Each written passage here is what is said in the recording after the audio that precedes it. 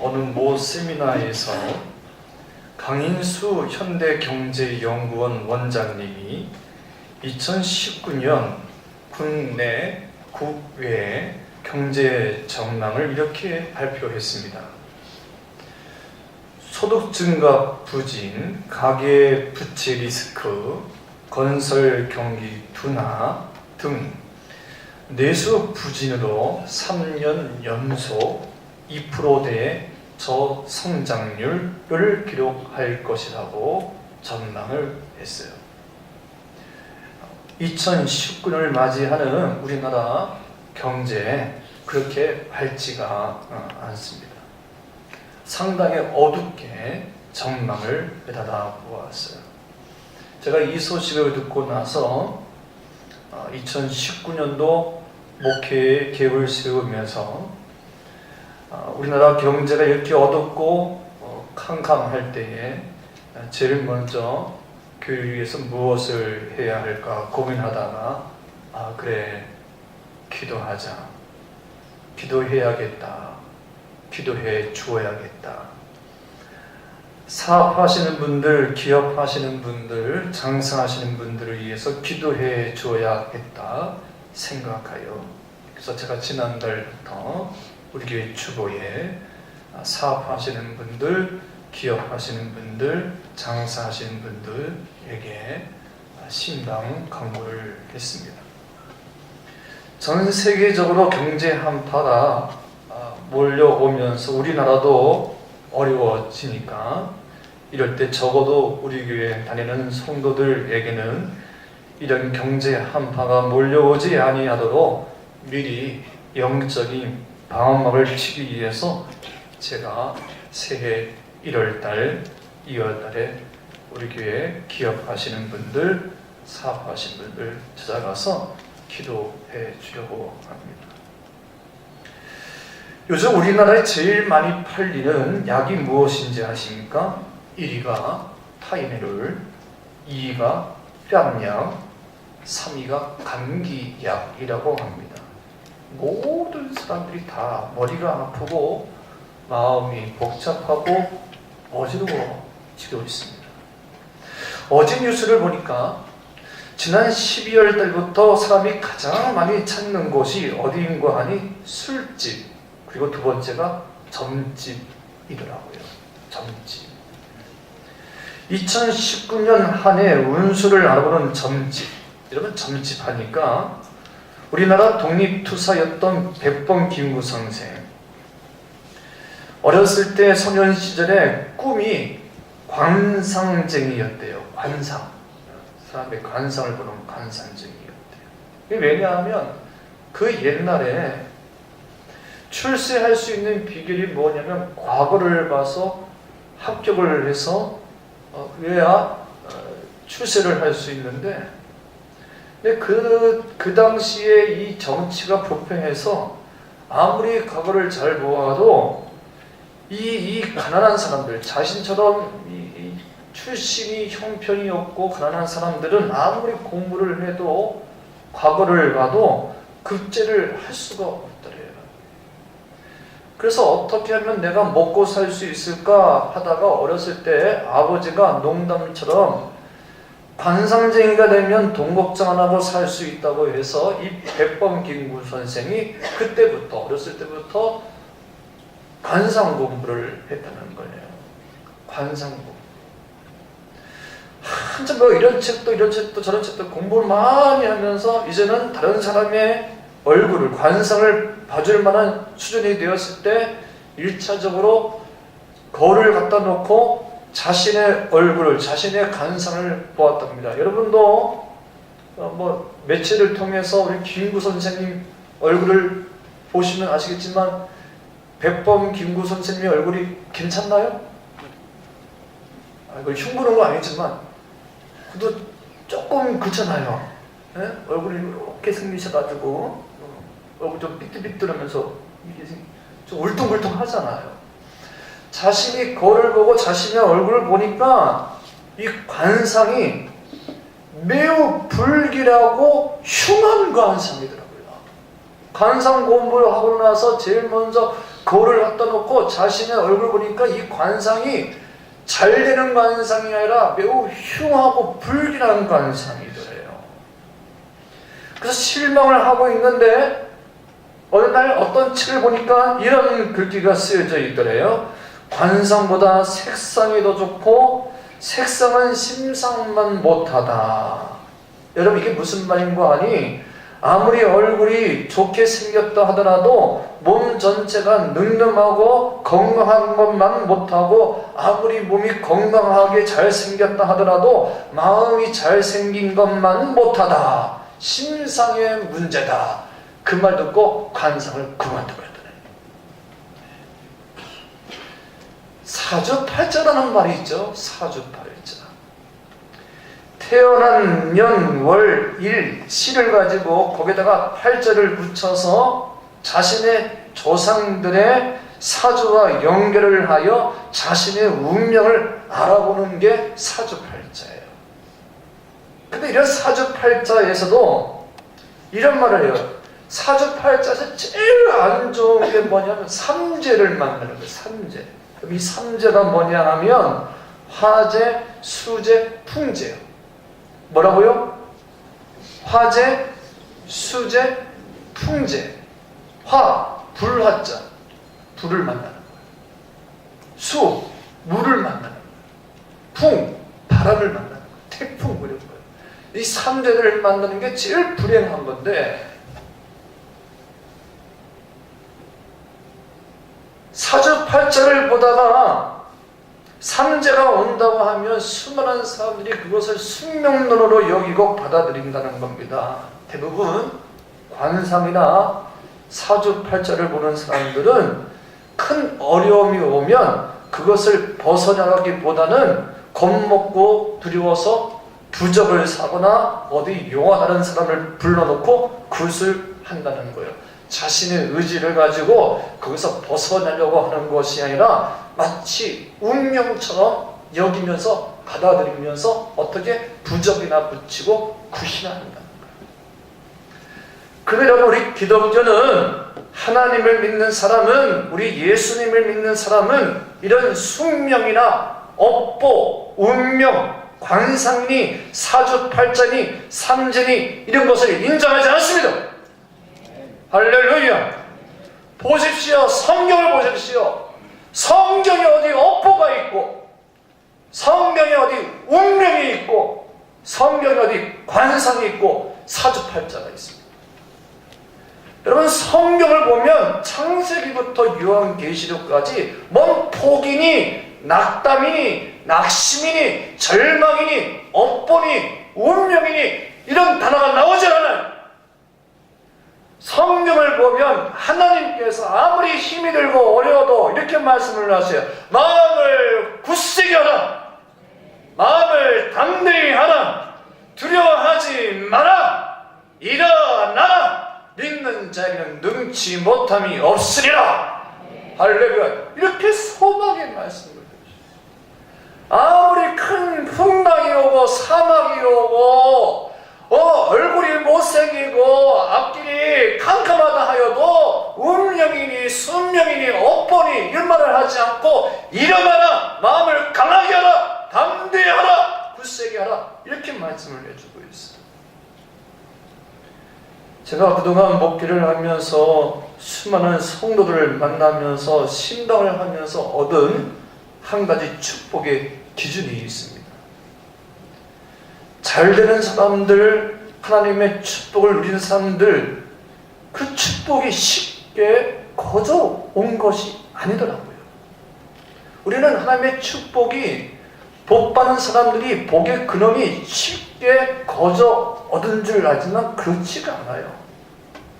참 이상하게도 하나님이 선택한 사람, 또 하나님의 큰 일을 하는 사람일수록 참으로 감당하기 힘든 연단을 사막과 같은 고난과 간풍을 주시더라고요. 하나님. 갑자기 잘 되던 사업이 안 되고 멀쩡했던 건강이 무너지고 인간관계가 깨어지고 늘 옆에 있던 사람들이 다 떠나고 혼자 있고 예수 믿는 사람들도, 하나님을 믿는 사람들도, 하나님의 큰 축복을 이루어 성공을 이룬 사람들도 수많은 고난과 역경이 있더라고요. 그런데 그럼에도 불구하고 그들이 지금도 온전하게 하나님께 붙들림 받고 쓰임 받는 것은 그 모든 광풍과 그 모든 고난과 역경을 이겨냈기 때문입니다. 저는 2019년도 우리 신원교회 온 성도님들 또는 이곳에 모인 주의 권속들 모두가 인생의 풍랑과 강풍을 이기는 이 한 해가 되기를 바랍니다. 그러면 어떻게 하면 하나님의 사람들, 축복의 사람들이 이 어려운 강풍과 고난을 이겨냈는지 보겠습니다. 첫 번째 18절 19절 말씀이에요. 27장 18절 19절 말씀 시작. 풍랑으로 심히 애쓰다가 이튿날 사공들이 짐을 바다에 풀어버리고 사흘째 되던 날에 배의 기구를 그들의 손으로 내버리냐. 이튿날에 짐들을 바다에 풀어버리고 사흘째 되던 날에는 배 안에 있는 모든 기구들을 다 버렸어요. 그동안 자신들이 귀하게 애지중지 여겼던 모든 것들을 다 버렸어요. 10년, 20년 동안 수고해서 돈 벌어서 장만한 금은 보석들, 가족에게 줄 선물들, 평생에 애쓰고 모든 것들을 그 한순간에 다 풀어버렸어요. 왜? 생명이 중요하니까. 안 버리면 다 죽게 됩니다. 안 버려도 어차피 다 날아가게 되어 있으니까. 그래서 버렸어요.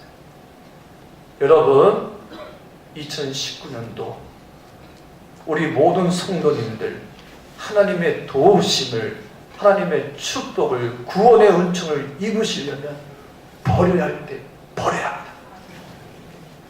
내어놓아야 할 때 내려놓아야 합니다. 항복해야 할 때 항복해야 합니다. 끊어버릴 때 끊어야 합니다.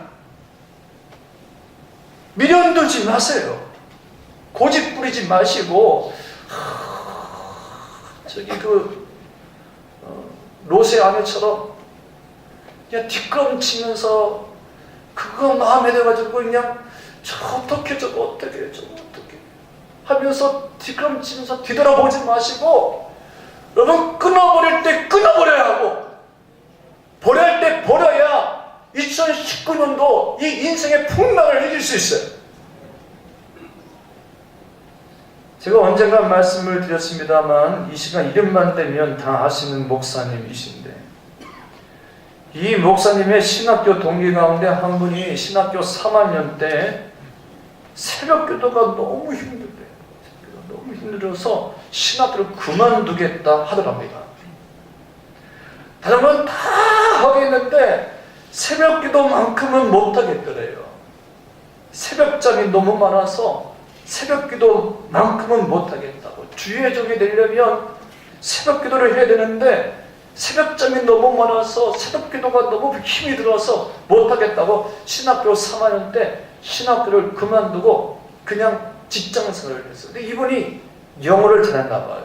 그래서 종로에 있는 아주 유명한 영어 학원에 취직을 했는데 그 종로 학원에 그 유명한 영어 학원에 취직하자마자 인기 영어 강사로 소문이 나가지고 그냥 수십 명이 모여드는 겁니다. 그러면서 그 당시에 몰래 과외를 했어요. 고액 과외를. 그 당시에 한 달 수입이 300에서 500만 원. 여러분 30년 전에 한 달 수입이 300에서 500. 야, 뭘 이런 사람들 다 있어? 별지도 않아. 여러분 30몇 년 전에 한 달 수입이 300이면 500이면은 오늘날 2천만 원 넘는 거예요.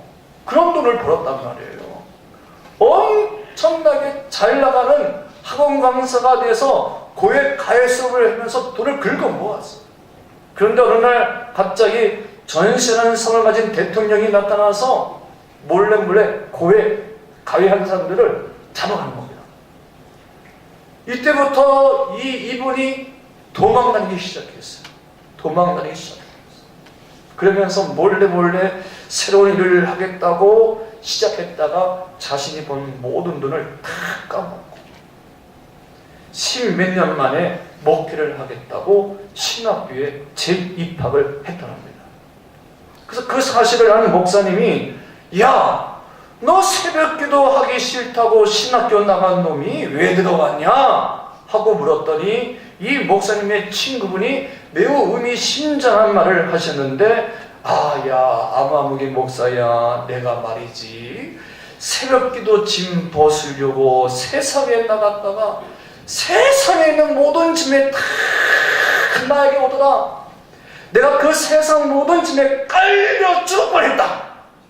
그랬다는 거예요.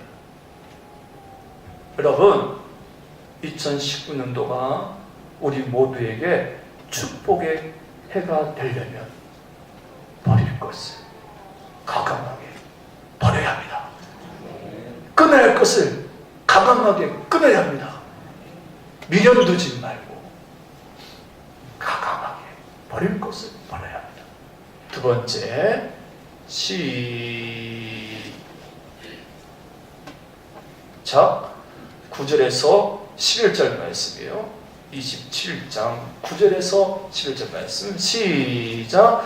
여러 날이 걸려 금식하는 절기가 이미 지났으므로 항해하기가 위태한지라 바울이 그들을 권하여 말하되 여러분이여 내가 보니 이번 항해가 한물과 배만 아니라 우리 생명에도 타격과 많은 손해를 끼치리라 하되 백부장이 선장과 선주의 말을 바울의 말보다 더 믿더라. 11절의 말씀을 보면 이들이 유라굴로라는 큰 태풍을 만나게 된 그 근본적인 이유가 나오는데 그것은 백부장이 죄수인 바울의 말보다 선장과 선주의 말을 더 믿었다는 겁니다.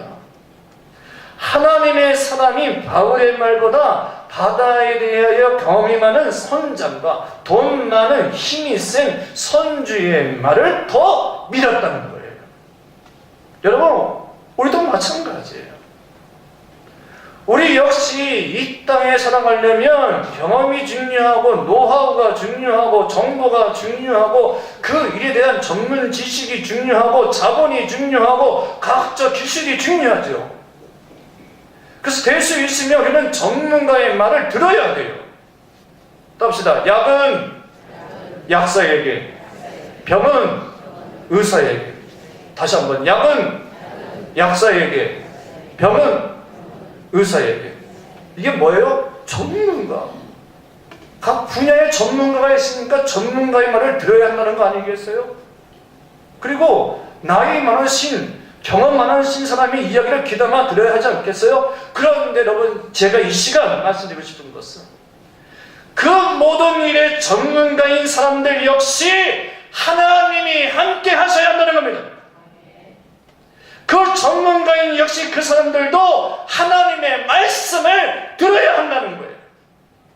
아무리 정치, 경제, 사업의 전문가라 하더라도 경험이 있다 하더라도 그 모든 사람들이 하나님으로부터 은혜를 입으려면 겸손하여 하나님의 말씀을, 하나님의 지시를 따라야 한다는 거예요. 아무리 나에게 높은 경험과 과학적 지식이 있다 하더라도 그 경험이, 그 지식이, 그 기술이 하나님의 영광보다, 하나님의 말씀보다 앞설 수가 없어요. 여기 2019년도에 우리 모든 성도가 잘 되려면 하나님의 말씀을 잘 들어야 합니다. 우리 옆 사람과 인사합시다. 말씀을 잘 들읍시다. 아멘, 아멘. 하나님 말씀을 잘 듣고 말씀의 지시를 받아야 돼요. 왜 이들이 풍랑을 만났어요? 바울보다 선장과 선주의 말을 믿었기 때문에. 에이, 재수인데 뭐예요? 왜 재수의 말을 들어? 2019년도 만만치 않아요. 전 세계로 만만치 않아요. 우리나라도 만만치 않아요. 여러분, 이럴 때에 큰 풍랑이 오더라도 우리 모두가 하나님 말씀에 귀를 기울이며 하면 하나님 그 소리를 좋은 길로 선한 길로 인도해 주시는 믿습니다. 세 번째, 우리 앞에 있는 인생의 풍랑을 이기려면 24절, 25절 말씀이에요. 시작. 바울아, 두려워하지 말라. 네가 가이사 앞에 서야 하겠고 하나님께서 너와 함께 항해하는 자를 다 내게 주셨다 하였으니 그러므로 여러분이 안심하라. 나는 내게 말씀하신 그대로 되리라고 하나님을 믿노라. 따라합시다. 바울아, 두려워하지 말라. 네가 가이사 앞에 서야 하겠고. 여러분, 명심하십시오. 사명 있는 자는 그 사명을 다하기 전에는 하나님이 부르시지 않습니다. 소명이 있는 자는 그 소명을 다하기 전에는 하나님이 부르시지 않습니다. 지금 바울의 소명은 로마에 가서 복음을 전파하는 것이에요. 로마의 가이사 앞에 가서 복음을 전파하는 일입니다. 그러기에 그 사명을 다하기 전에는 그 어떤 풍랑도 바울을 삼킬 수가 없어요. 그래서 하나님이 두려워하지 말아라. 바울아, 두려워하지 말아라. 그리고 보십시오. 하나님께서 너와 함께 항해하는 자를 다 내게 주셨다 하셨습니다. 바울에게 그 배 안에 있는 275명의 생명을 맡기셨어요. 배 안에 몇 명이요? 275명의 생명. 즉, 이 말은 바울이 있는 한 275명 역시 죽지 아니하고 살아나리라. 이만큼 가정에, 교회에, 학원에 기도하는 의인 한 사람이 중요한 겁니다. 한 사람이 중요한 거예요. 기도하는 한 사람, 하나님 모시기에 합한 한 사람, 하나님 모시기에 기뻐하는 그 한 사람이 그렇게 중요한 거예요. 바울 한 사람 때문에 275명이 죽지 아니하고 이 풍랑을 이기게 되리라. 마지막으로 2018년도에 우리나라 인물로 화제 인물 한 사람이 있어요. 여러분, 방송을 통해서 뉴스를 통해서 보았지만 그 인물은 2018년도에 가장 핫한 화제의 인물은 박항서 감독입니다. 지금 베트남에서는 박항서 감독을 쌀딩크라고 부른대요. 쌀딩크. 히딩크 말고 쌀딩크라고 불린대요. 지난 12월 15일에 베트남 하노이 마이딘 스타디움에서 열린 말레이시아와의 2018 아세안 축구연맹 AFF 스키컵 결승에서 이 베트남이 우승을 했잖아요. 그 이후로 베트남 전역에 온통 박항서 감독의 사진, 기념품, 축구 감독 영웅 전설로 대접을 하고 있습니다. 박항서 감독을.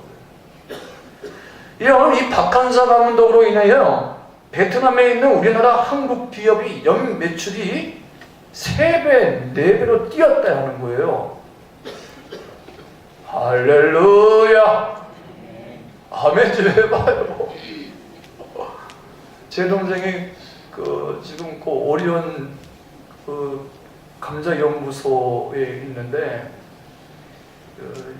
몇 년 전에 오리온에서 베트남으로 감자가 이렇게 가서 공장을 짓고 포카칩이라는 감자를 만들기 위해서 갔는데 이게 이 오리온 쪽에서 이 기후, 풍토 이런 것 때문에 감자가 안 돼가 철수를 할 때 제 동생이 가가지고 이제 그걸 이렇게 잡아서 베트남에서 지금 이제 계속 2년째, 3년째, 내년에도 뭐 계속 들어간다고 하는데, 그래서 보니까 베트남에서 이 박한석 감독의 이 영향력이 기업에게 준 영향이 대단합니다. 지난번 동생마다 형, 지금 베트남 난리가 아니라 한국 사람들 가기만 하면 베트남 사람들 한국 사람들 너무너무 좋아한다는 거야. 박한석 감독 때문에 기업들이 막 연매출이 몇 배로 올라가고 이미지가 너무 좋아져서 그냥 한국 사람들 코리아는 막 무조건 막 땡큐 베리 마치를.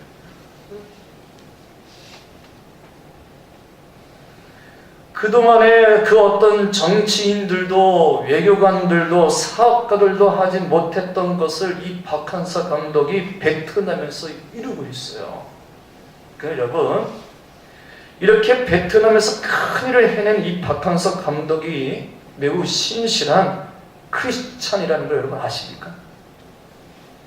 박한석 감독이 스컵 결승에서 우승한 후에 눈을 지그시 감고 하나님께 기도드리는 사진이 텔레비전 생중계로 나왔어요. 지금 저 사진. 아니 그 말고 그거예요. 우승 후에 국민일보 기자가 무슨 기도를 했습니까? 하고 물었더니 이 박한석 감독이 하나님 감사합니다. 저의 간절한 기도를 들어주셔서 감사합니다. 제가 더욱더 열심히 베트남 선수들을 지도하겠습니다. 했대요. 그래서 그 뒤에 사진도 보여주세요. 그날만 기도한 게 아니라 박한석 감독은 모든 축구 시합이 있을 때마다 저렇게 기도해요. 또 다음 사진. 저렇게 매번 벤치에서 기도해요. 본래 이 박한석 감독은 2002년 한일 월드컵 때 히딩크 대한민국 축구 대표팀 감독과 함께 수석 코치와 월드컵 사급 친화를 이루었는데 그 후 나이가 드니 아무래도 불러주는 곳이 없었더랍니다. 나이가 드니까. 그때 기회를 준 것이 베트남이었대요. 베트남. 아주 불모지, 광야, 축구에 숫자도 안 되는 베트남에서 불러준 것만 감사해서. 그래서 매일매일 하나님께 하나님 제가 이곳에서 주께서 주신 사명을 초심을 잃지 않고 잘 감당할 수 있도록 지혜와 능력을 주시옵소서라고 기도했다는 거예요. 주께서 주신 그 사명을 잘 감당할 수 있게 해달라고 기도했다는 거예요. 여러분, 하나님께서 사명을 주시는 자에게는 절대 고통을 주시지 않습니다. 아멘. 여러분 2019년도 이 새해가 여러분 모두에게 옥토가 되고 꽃이 피는 열매 맺는 해가 되기를 원하십니까? 제가 서두에서 이야기했지만 일반적으로 경제적으로 미래학자들이 내다보는 2019년도는 어둡습니다. 한결같이 어둡습니다. 풍랑입니다. 유라굴로입니다. 그런데 여러분, 기적이란 이런 유라굴로 속에 강풍 속에 고난 속에 한 사람도 죽지 않고 살아남아 하나님의 큰 일을 감당하는 게 기적이 아니겠어요? 그러기 위해서는 2019년도 우리 신호들의 성도님들 버릴 걸 깨끗이 버리고 우리 주님께서 주신 사명 잘 감당할 수 있기를 바랍니다. 나 한 사람이 살아있기만 하면, 나 한 사람이 하나님 보시기에 합한 사람, 기도하는 사람, 하나님 보시기에 기뻐하는 한 사람이 되기만 하면 그 의인 한 사람을 통해서 공동체가 살아나고 교회가 살아나고 가정이 회복되어지고 부흥되는 놀라운 역사가 나타날 줄 믿습니다. 2019년도가 그런 해가 되기를 간절히 소망합니다. 기도하겠습니다.